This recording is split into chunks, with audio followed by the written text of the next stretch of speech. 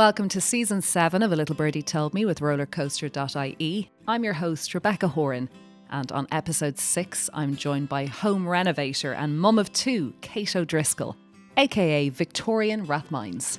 Sponsored by Optimal Follow On. We believe that every feed is a gift. That's why we've dedicated over 50 years to breast milk research. Optimal Follow On milk, your life, our science.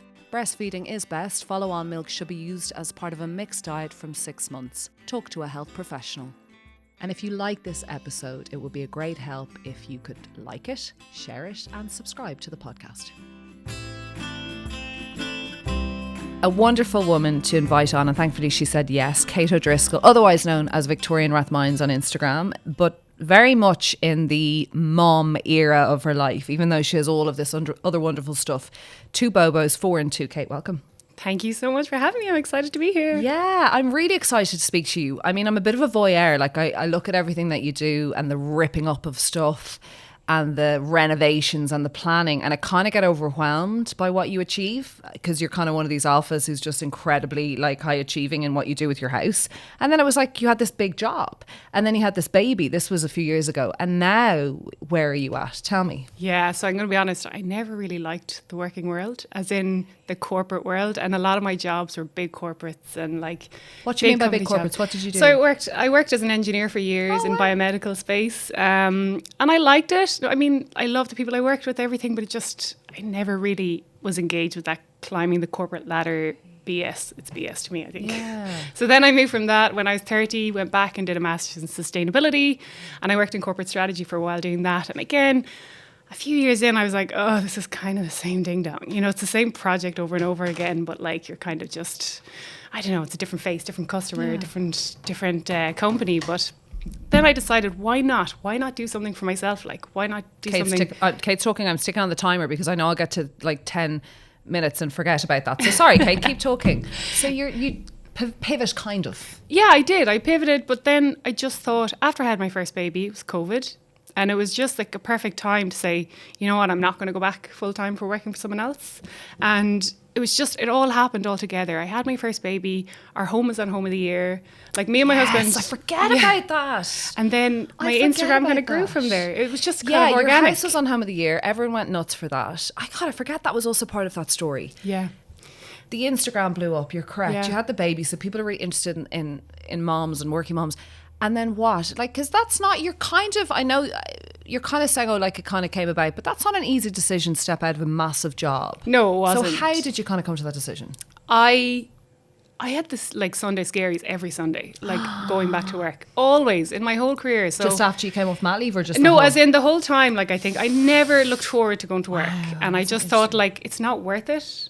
You know, even if it is, even if you are getting paid good money or decent money, I was like, I'm willing to take the shot at what I love doing, which was design. And it was always what I loved doing. From when I was a kid, I loved interior design. And like, I did design in college, so it is my background, not interiors, but like, it just felt so natural to me to be doing this as my work. And it never felt like work. So I felt like, why not? This is the time to do it. And I started, and thankfully I kind of built up quite quickly like a good list of clients and a lot of interest in kind of my services as kind of an interior designer and renovation consultant. So it kind of just grew from there. God, like I feel like so many of us as women, and particularly when we have babies, and actually, sorry, someone said to me the opposite yesterday. They're like, oh, you have babies, you become far more confident and you're much more ambitious as to what you want, and time wasting is just not in you don't have time for that shit. But you're brave to me because you don't seem to have questioned your ability. You don't seem to have had the wibble wobble that women have. We so often have about career. You were like, this is what makes me happy. I'm not going to waste my short life. Yeah. You are quite confident. I suppose I was decisive around that because I knew something had to change for me to be really happy working. And I loved doing the house stuff. Yeah. I loved doing the Instagram stuff. I loved the DIY. I loved being involved in like anything to do with architecture, picking interiors, all that. And like it never felt like work. And then when people started reaching out to me to say, would you do my house? And I hadn't set up on my own yet. And I was like, oh my God, maybe I could. You know, maybe I could do this. So I kind of tried to upskill myself a bit more. And I just think it was an easy decision to make because I knew it would make me happier. And people would say at this point of a podcast, was your husband supportive? But I think if a man was sitting here, we wouldn't go, was your wife supportive? Like, it was about you making the right decision for you and your kid. Absolutely, it was. But my husband, I will say, is very supportive. Yeah. He's really supportive in that. Like, he was like, try it if you love it. Like, you know. There was never a question, for fuck's sake, Kate, like your pensionable job. No. You're climbing the career trajectory. Like, what are you doing? No. Yeah. No, I don't think so. And he was willing to kind of let me take that leap, I think. And, you know yourself, like when you have kids and everything and you're paying, you know, childcare and everything all up front, it starts to really whittle down the paycheck you're taking home. Oh, no, it doesn't mean anything after all. So like the difference, you know, the net difference at the end of the day was not as big as you'd think. No. So like I just... your crash fees and absolutely, yeah, absolutely. And immediately I was kind of happier. I was happier. I never, you know, dreaded going to work or having meetings the next day. I just loved talking about it. And then me and my friend Jen did our own podcast about renovating as well. And like, it never felt like work to me. It was like just having a chat. How many years are you out of your corporate world? I had my first baby in 2020. Yeah. And now no regrets? No. See? None. Zero. Like none. And you know what? When I was in the sustainability space... Listen to this, women. A lot of people are coming on this. They're like, jump. I'm not saying you've one yo-yo in your account and be like, I'm going to start. But jump if you are not happy. If you're not happy. You know, because when you've kids, everything changes. Your world, everything. Like, you really know what you want to do with your life. I felt very focused after I had a kid, actually. Same. And I felt like... Maybe it's just because you have to be decisive when you have kids. And you know, when you're floating fancy free and, you know, young, free, single and no kids, it's very easy to be like, I'm going here and I'm going on holidays and I'm going this and that and whatever. But when I had a kid, I was like, no, I need something for me. You know, because everything else is so chaotic. Or something, kind of, don't you? Yeah, you do. You want to be able to say to them, I wasn't cut out for that world. Oh, you stuck it out. Yeah, I stuck it out. No, actually, I changed my mind. I will admit, my second baby, when I had a girl, I had a boy for my first and I had a girl for my second, but the girl was totally unexpected. And it was a real identity crisis. I was like, oh my God, I'm not really working in the working world. She's not seeing me in this big corporate job. Should she? And I was like, am I setting, you know, oh God. It's not the same, right? Mommy's not going off to work in her suit or whatever. You're working your balls off. But it's a different, you know what I mean? And in my mind, that's just my own mind. Because from years ago, I was oh, you have to have this stable job and you have to be a corporate girly and you have to be, you know, climbing the ladder. And I was like, do I have to set that kind of standard for her? And I was like, no, actually, you know what? No. And Kate, it's such societal bullshit because I, on this hand, do have to get up and go to a working job 5 days a week. And that is at the moment, what I'm in. And I have guilt in that she sees me go off and she says, why do you never pick me up at 2 from primary school? And then the other one wants me to be at creche, right? So I have that. And will they resent? And I spoke to someone the other day, I was like, will they resent me? And is this going to cause huge trauma? And this girl was like, no, my mum worked 2 jobs because we had no dad. And I just thought she was fucking amazing. And then in another way, you're saying, well, my kid is seeing me within the home, but yes, I'm working, but like, I'm not stepping out to go every day to a routine job. What will they... I just think it's all bullshit. And like, it's a societal pressure of like, now we're trying to always break the ceiling when in fact, I think kids just want to see us happy. They do, yeah. And they know when they want you to, and they know when we're not. Exactly, yeah. I think so. A lot of women who give up their career but actually don't then go and do something with the dream, that's not making them happy. You're doing something. Yeah.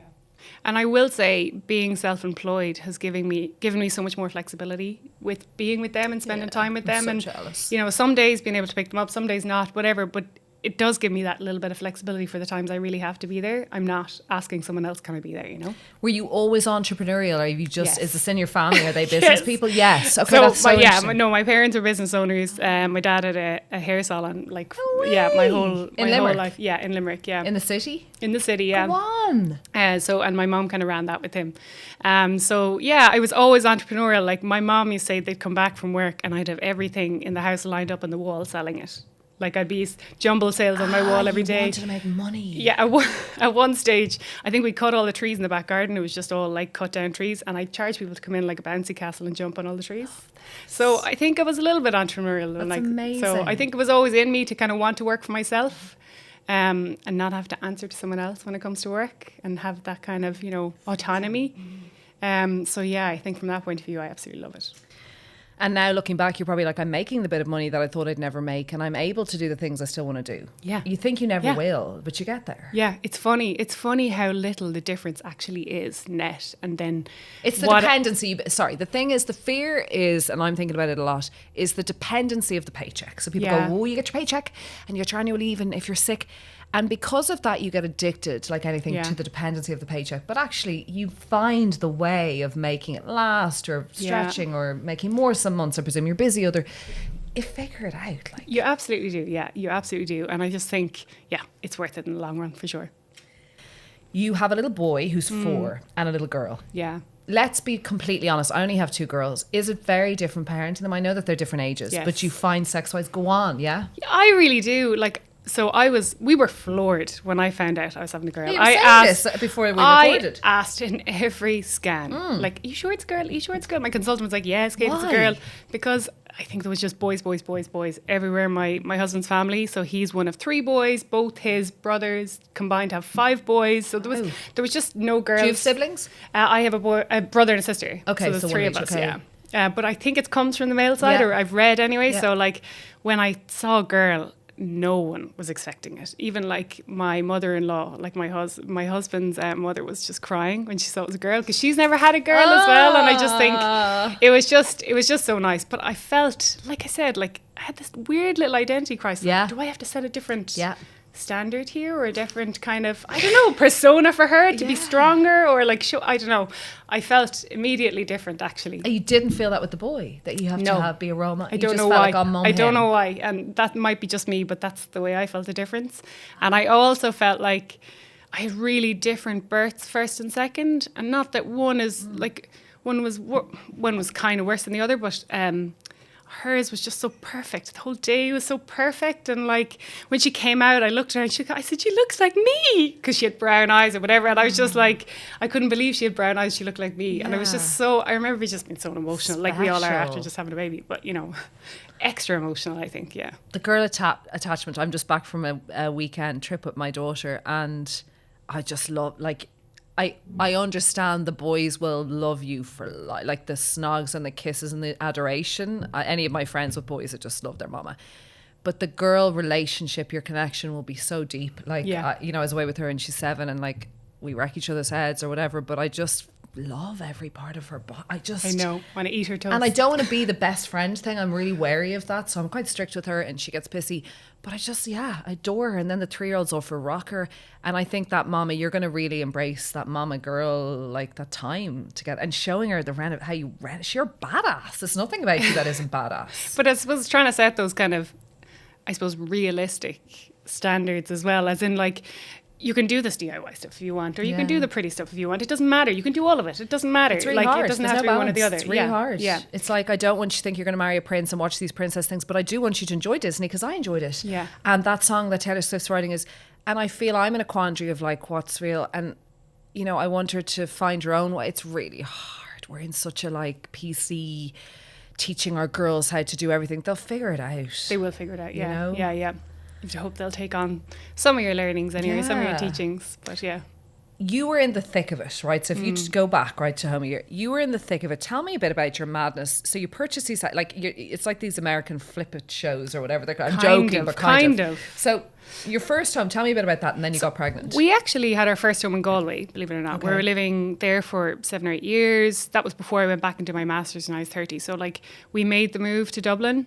And luckily, we kind of bought and sold at the right time in Galway. We bought a small house in Galway, just a 2-bed house, and when we sold it, we had our deposit coming up to Dublin. So we were like, "Wow, this is such a great start," because I don't know how people, to be honest, rent in Dublin. When was this? That was a bit easier. 2018. Weird. Yeah. So like we kind of came up with our deposit, and we viewed places, for 9 months. It was chaotic at the time. Like it was turnstiles going into open viewings and houses. But what did you want? You wanted something. I wanted something old. Yeah. But that was the dream. I never thought we'd get it. Right. I never thought we'd get it. And we viewed this house in Rathmines, our first one, and it came down off the market. I kind of went just for a go, and I was like, oh my God, this house is amazing. We can never afford it, blah, blah, blah. Let's leave it. And then a year later it came back up. Wow. And that's when we were kind of looking properly, So we went back and we kind of asked why it was taken down, and it wasn't getting interest or whatever. So no one wanted to buy it. So we put a bid in, and lo and behold, someone else put a bid in, obviously. But anyway, we got it. We kind of maxed out. We asked the bank, like, what's the max you can give us? But this house needed a lot of renovating. Okay. So like we were able to build that into finishing this house, because this house had no kitchen. It wasn't lived in for like 30 years. The central heating wasn't working. So we could negotiate that into our overall mortgage. And we literally just maxed out to whatever we could take at the bank between us. So we did that, and we just made it through that kind of renovation, and that like we did whatever we could ourselves. We painted the place ourselves. Yeah, but you learned that somewhere, Kate. Where did you learn that? Well, I worked as an engineer for years. Yeah. So my husband's pretty like hands-on, good at DIY as well. But I think we just learned like little by little, doing small little bits. We had no kids at the time, so we come home after work and YouTube video, exactly. I'd say to Cian, I'm going to strip a few stair spindles, and I'd do like a few a night for. But you love this. It's obviously therapeutic. I used to see you do it, and I go, she is so. It's like things that I love doing, but I'd watch you and go, how does she have the patience? You love it. It's kind of like a little bit of meditation. You it's like your people who love gardening or people who run. It's kind of a little bit brainless. It's just repetitive, monotonous tasks, and it's not stressful. Satisfying. Yeah. It's a real nice way to switch off your brain, I think, when you come back from work. I thought anyway at the time. So we tried to save as much as we could by doing whatever we could ourselves. Mm-hmm. So we got a builder, we did our kind of extension renovation and everything, but I'm not going to lie, like it was tight. Like every valuation that came in from the builder, we were like arguing over little bits, and like we were really trying to get to the end. So we ended up painting the whole place ourselves and like slowly finishing it. And the Home of the Year people contacted me, I think, like just as we had moved in, like a few months. Through Instagram, do you think? Or? Through Instagram, I would say, yeah. But clever of you to set up that account. I was like, my house isn't even finished. We've kind of moved in a few months, but it takes a while to get the house properly finished. So I was like, do we agree? And Kim was like, just agree, like do it. So then it was perfect, because we used COVID to finish the house. Sure, what else were we doing? Like we were doing nothing. We were at home anyway. So we finished like all the bedrooms. We furnished stuff. We like painted stuff ourselves. We got everything done pretty much. And it really lit a fire under us to get it done. And God, I don't know what we were thinking when I look back. But like we were in the house not very long, and another house came up the road. Yes. And I will say, the only bugbear is with the house we renovated. I loved the house, the bones of the house, the shapes of the rooms. I loved it. But the garden was an east-facing, almost courtyard garden, and it just wasn't great. Okay. Like, and I knew I was pregnant. It was dark. We had a big dog. Yeah. Like, that garden was never going to work for us long term. You had the swing chair at the aspect that was lovely, but the rest of the garden, you felt. I remember that. You lost the sun kind of fairly quick in the day, and any of the days where you got really hot sun, it was like this little courtyard hot box. It wasn't even nice to sit out in. So the garden was really the kind of tipping point for us. And COVID happened, and we hadn't even built an office. Like we hadn't designed an office into the plans, because we were like, we weren't working from home then. Why do we need an office? So then quickly, both of us were working from home, and we were like, shit, we need 2 offices. So the only option was really to go up into the attic. And that was going to cost so much money. Yes. And we were like, that's not the right solution here. So this house came up the road, and it meant like we could probably sell ours and still have enough money to do up that other one. And you knew you'd get a good price, even though you bought yours at an okay, you maxed out your mortgage, you knew you'd get an okay price for yours at that stage, right? And you'd done it up, and it had a name. But sorry, I think in Dublin, if you're sitting in a home doing nothing but twiddling your thumbs for 2 years, it's going to go up in value. Yes. Well, like in this time anyway, at least. Yeah. So like, we had one kid at that stage. Yeah. One kid. Holy so I'm trying to think. We moved in March, and my second baby was born in October. So I was kind of pregnant in the move as well, which my husband doesn't thank me for, because I could live nothing. You do nothing and exhausted. Nothing. So we moved into the other house. It's also kind of Rathmines. It's actually kind of on the Ranelagh-Rathmines border there. So you sold the other, delighted with yourselves. Yeah. So we sold up sticks, moved up the road, literally up the road. Like it's not far away at all. And we moved in March with the intention of getting straight into it. But sure, we had a second baby. I was doing nothing for the next year. So we were like, put everything on the long finger, just pause everything. Let's just wait. Yeah. Let's just live in it. So we did a little bits just to make it more comfortable. And we just lived in it, and we saw like how we use the house. And a year later then we said, now let's engage the architect and get the plans done. So we're currently in that renovation. Do you love it? Up to our eyeballs in renovation at the moment. Do you love it? Yes, I love it. Yeah. Do you feel, when we talk about parenting podcasts and being a mom, and do you feel a house and a home is such a vital thing for your family unit, whether you're on your own or with your husband or your kid. Like, do you feel that that is really their entire core memory? No. Okay. For me, I love houses, but I personally don't get emotionally attached to houses or objects. I think memories can be created anywhere. Okay. Now, I like to have... I didn't expect that answer. I thought you were going to say, yes, it's vital. But I think you can make anywhere at home, right? Your photos and things, and you can bring stuff along. So we're in a rental at the moment, and I think it took us like maybe the guts of a month to settle in, bring in some nice, some rugs and whatever. And our stuff made it ours. And then like my kids they loved it straight away, the excitement of a new bedroom. Like one of the positives about this is our kids change rooms quite a bit. So they sleep anywhere. You go on holidays, they're like first night. There's a flexibility with them. Yeah. Great. That's such an interesting answer. I thought you'd go, yes, like the reason we moved is I want their childhood to be... But you're actually, you move again, you go abroad. Yeah. So it's not about I'm that. I'm not going to say that this is going to be our last either. This is about projects and changing your mind. And I love that. Yeah, we're always obviously stepping up the property ladder every time we move. Just because we're increasing the value every time. So it does give us that opportunity. Now I will say the house we bought a smaller house than the one we had. Okay. But we had a way better garden. We had Is it way better? Yeah. South facing garden. We're all going to stalk it later. Yeah, we had south facing garden. Well, it's a mud pile at the moment, but a south facing garden and a garage which we could have a home office or and a gym. Gym. And so and we have an attic room as well. So we both have an office. But this is so interesting listening to this woman talk about the garden being so essential. So you talk about a smaller home perhaps and maybe tighter, but your lovely memory moments, your parties, your times of peace, you care about your garden. Because I didn't have one for a long time. We lived in Rathmines or near Rathmines. We had a courtyard and it was dark and dingy, and now we have a garden, and I cannot get over how in the evenings, in the summer mainly, just it's transformative, I think. Mental health and Ireland and just needing air. And, But the sun just came out for the first time this week, really, I think. Yeah. And I know if we were in that house that's been renovated at the moment, we'd be sitting out in the morning having our coffee there. Yeah. I've designed my kitchen in the new place, or when it's been renovated, to have a big sash window that catches the east facing morning sun. So I'm I love just sitting there, even if I know we don't get loads of sun in Ireland, but capturing that tiny bit we can whenever we can changes your life, I think, so much. Is this also to do with your job, career decision, getting away from the hustle bustle rat race of legging it? I am the gal who's in the getting them out, dressed for World Book Day this morning. Everyone's under pressure and cranky. The dog has to be walked. We've a field beside us. We bring him out. He's a big Bernese, so he needs his walk. Crying, and I don't want to go and the drop off, and just that frazzle, I think, for women, especially in the morning. Do you feel you've really avoided that horrible phase that we all talk about? It's really funny you say that, because early on in our relationship, I wasn't 100% on kids. I was totally honest. Yeah. I was I just never was certain. As a kid, I was never something that I yearned for. I never wanted to hold anyone's babies. Yeah. With respect, I can say they're cute, but I don't want to hold them. And I remember saying to my husband, and this was when I was in kind of deep corporate jobs, it was I'm not becoming that woman that has to run all the time, because it's always the woman. Every meeting I was in where there were suits, it was the woman running at 5 o'clock. I never saw men running out to collect the kids at 5 o'clock. And that's the reality of the world we live in. The moms run around so much more. And the mental load. And I just said to my husband, if we are going down that kid's route, I'm just not doing that. I'm going to kick back on my job. So I'd kind of decided that. That's interesting. You were already thinking about how you would be that woman. Yeah. That was my negotiation.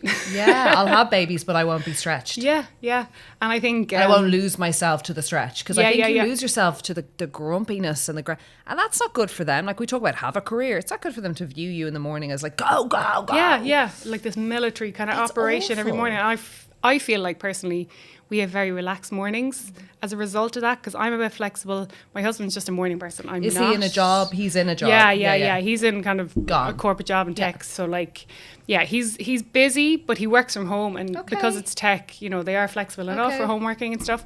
But he's a morning person, so he will get up first thing and he'll bring the kids down for breakfast and what let time me sleep is that? on. Maybe whenever they wake, actually. They'll actually 7 maybe. Yeah, okay.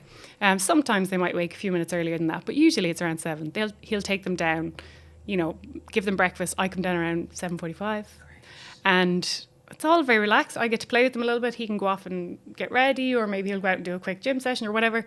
And I just find the mornings are still quality time for us. They're not hideous. No, not yet. Now, we don't have 2 of them going out to school yet. We have one Montessori, but it sounds and you one... have a great balance, you know? I just think it works well. Yeah, it works well having that flexibility, I think. What do you like as a mom? So we've seen you full blown and we're watching you again, renovation mode. You're a doer. And I love that. And I love that it's a female charge of like, you know, you're an engineer, you're doing up a house like nobody else. How are you as a mom? Are you very softly? No. Are you disciplinarian? Are you creative? I would like to think somewhere in the middle. I would think, you know, I'm not overly strict, but I do have my moments where I'm like, just get your shoes on. You know, Yeah. I'm just not the gentle parenting Okay, 100% of the time approach. good. I don't think I will be. But yeah, I don't know. I wouldn't say I'm a disciplinarian either. Like, we still have fun together, you know? Yeah. But like, Dad is definitely the fun one when he comes in and throwing them around the place for an hour before bed or whatever. But yeah, I'll sit with them. And my son actually just turned 4 in January. He's quite cuddly now. I don't think he has been up to this. Like, he was kind of jumping on me and climbing on me and whatever. But he's real cuddly. He just wants cuddles now. And then my 2-year-old girl's in on top of him saying like, no, mommy, give me, you know, they'll both play with my hair. And I'm like, this is great. Yeah, This is whatever, beautiful. great. Yeah. The chaos. So it's definitely softer kind of now, I suppose, because of that. Yeah. Yeah. But you didn't have like, what was your childhood like? Was it chill? Was it like routine? Your parents were out working? It was a bit disastrous, if I'm a bit honest. Okay. Like, my dad was a bit of a disaster, but yeah, I won't go into too much detail on that. But yeah, it wasn't. Do you It have a wasn't relationship straightforward. now, or Distant, I would say. a distant yeah. one? Okay. Yeah. So like, it was relatively chaotic at time. My mom is solid as a rock, but like, my mom has been Wow. sick quite a bit since I've been a teen. She's still alive, but she's been sick on and off for years and years. But she's great. She's an absolute rock. Like, she's held up the household. But like I was saying, they owned a business, so like, that's very busy when both of them are involved in that business.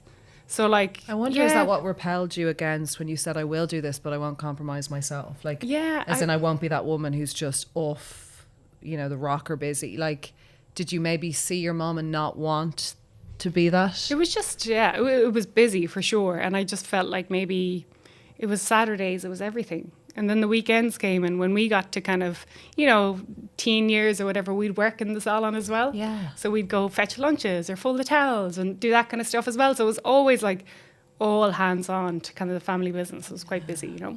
And I think we all make our decisions based on how we're parented. Yeah. Not that, you know, we talk about generational traumas or changing the dial, but I do think we take a lot of those lessons. I'm not saying we're all perfect, but we're trying to just not do the same thing. Yeah. Yeah, I think so. And by meeting the partners maybe who are different, or just making different decisions. Yeah. Being present as much as I can, I think, is what I've Yeah, tried. it seems like you care about that. And I know that seems very, I don't know, like I'm very, what's the word I'm looking for?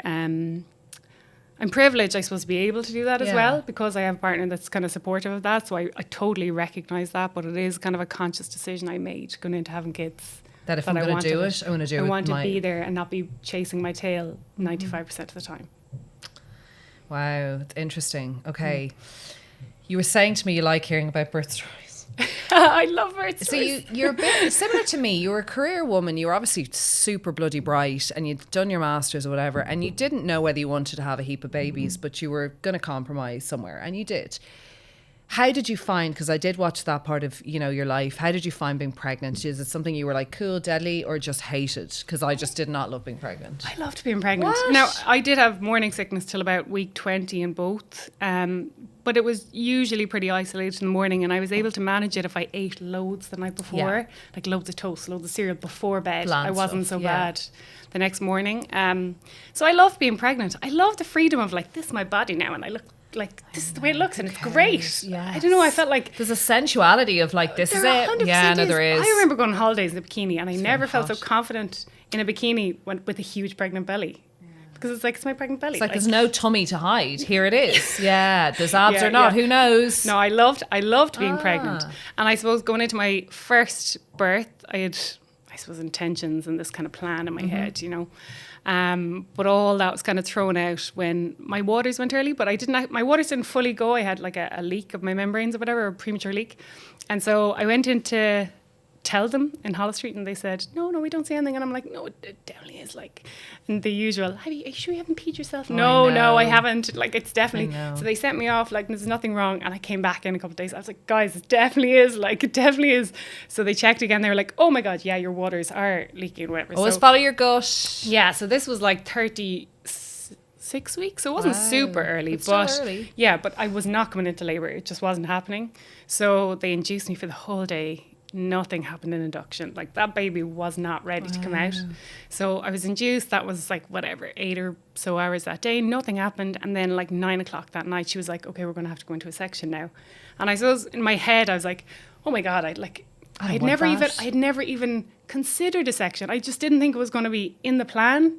And I suppose if it was planned and I knew and it was scheduled, I probably would have been a bit more calm. But I had never had so much as a stitch in my life. I've never had a surgery or anything. So I was like, what is this? You know, garbed up, whatever. And I just remember being so nervous. And it was COVID. So like my husband had to stay out and the lack of control with that. Like, being told that is like, that's not what the fucking plan is. I just remember I was just shaking. Like, I just didn't know. And that whole night I was vomiting. The whole night. From anxiety? No, so I suppose they had tried to induce me. So whatever they give you for induction, is it Pitocin or something? Yeah, so that kind of contracts your stomach all the time. And then I went into the section, so I had my whatever spinal tap or whatever. And so I suppose those conflicted a bit. So my stomach was still contracting, and then I couldn't because I was all, stitched. Anyway, I vomited all night. I couldn't feed the baby, couldn't pick up the baby. It was just getting sick all night. They kicked my husband out of the room because it was COVID, the bullshit. And so he was gone. I think one of the midwives came by and was like, do you want us to clean up the baby and feed him with formula or whatever? And I had again intended to, immediately breastfeed and do all that kind of stuff in my plan in my head. And so none of that happened. So I don't know, like I had a lovely like postpartum experience when we went home and everything, but it wasn't as perfect I had planned out. And did it put you off? Was it like, I don't want to do this again? It was just not. No. I had always intended, more than one. I would say 2 is probably my max. But I know, it's funny how you kind of know. Like, someone was saying, how do you know? I'm like, you just know what you can do. Well, I also know, like, I'm nearly 40. I just don't. Are you nearly 40? Yeah, I'm 40 in August. Sure, Baba, I thought you looked like a little bit. Yeah. So you did your master 30. So 10 years into all of this renovations and kids. Wow. Yeah. So like, I don't know. It was an unexpected birth. I didn't expect any of that. It wasn't what you saw was going to happen for you. I am a methodical planner, and I over-planned something, and then it was out of my control. So I think that was kind of freaked me out a little bit. So then I found that whole experience, I suppose, postpartum and stuff, a bit weird, like us healing and whatever. And but it wasn't the same as giving birth. It felt like it was a failure, and I know it's not, and I know I shouldn't look at it that way. No, it's really important to say that, because people say it about C-section shocks. They're like, that wasn't what was in the book. Yeah. But I remember then when I got pregnant for my second, and they said it was a girl. I told my consultant, I was like, I'm going to have it naturally. And she was like, Kate, like, it's less than 2 years after your section. And I was like, no, she actually was very supportive. She said, you're tall and you're slim, so you should be okay. Yeah. But let's monitor it. And we have to make a judgment call toward the end, if it's not coming, if she's not coming kind of early. So I kept kind of pushing it. And I go in at 39-week scan. And what did she come out? It was like 40 in 2 days maybe or something. But anyway, she was like, Kate, no, we have to get this baby out. She's 9.5 pounds. Like, she was a... Oh, wow. Yeah. I was 9.5 pounds. So was my husband. So it's because you guys are tall? We were all giant. We were all giant babies. So hard to carry. Yeah. So she was like, Kate, like, if you don't go by next week, we have to schedule a section. And I was like, okay, just give me one more week. And she was like, okay. So I went off and I did acupuncture, and I was walking curbs and whatever. And I came into natural labour. I was like, yes. So I went in. Done. That's incredible. I went in. Not and easy. The bloody day I went into labour, she was off. And she had told me weeks before, she was like, I'm not going to be here this day because I have some conference I'm speaking at or whatever. And so she wasn't there. And she was like, you'll be fine, whoever's on or whatever. And again, I had a plan, but I was much looser on the plan this time. But it was just such a lovely day. Like, I can't say anything negative about it. I had a very, very quick transition. Like, as in, I said to the junior midwife that was there. I was like, the baby's coming. And she was like, no, you weren't even dilated. And I was like, no, the baby's coming. I know. I was like, I stood up off the bed. I was like, I can't sit down. The baby's coming. Yeah. She said, sit in the bed. And I was like, I can't. I'll squash the baby's head. The baby is coming. It's coming. Oh my God. And like, I went from that to 0 to like, not 0, but like, you know, low enough to that. To 6 or so. So fast. Wow. And I remember my husband talking to the midwife and I was like, well, the two of you just shut up and focus on me.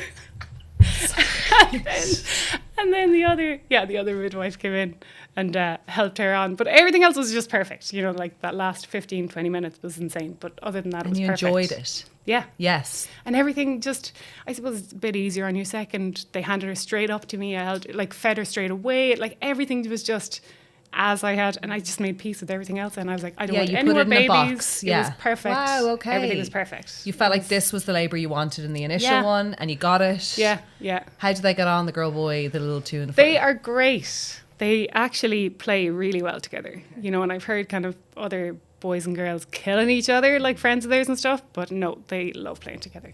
And do you care a lot about their room decor? Are you a bit obsessive about? Yes, of course she is. So I did his. I did no shite in her baby I did nurseries. Matthew's room when we moved in. It was pretty depressing. So I shared that on my Instagram, just like wallpaper and stuff, because we couldn't really do much of the walls until we renovated. But just like a relatively cheap kind of glow up. But it was so cute. He loves that room. He kind of missed it when we moved to the rental, but all he's telling me is he just wants rainbow walls when we move back in. That's all he's requested. But yeah, definitely. And what's her name? Jessica. They're great names. Matthew and Jessica. Yeah, strong names. It's funny, I had those names in my head, I'd say, for years. Before I even thought about having kids. Yeah. And one of my neighbours when I was a kid actually messaged me and said, it's so funny you named her Jessica, because I remember you turning to me when you were about 7 and her older sister had just had a baby. And you said, tell her to call her Jessica. So it was something you always had in your head. I think if I had a chance when I was a kid, I think I tried to make it my confirmation name. They were like, no, that's not a saint. It's not a Saint Jessica, but it can be.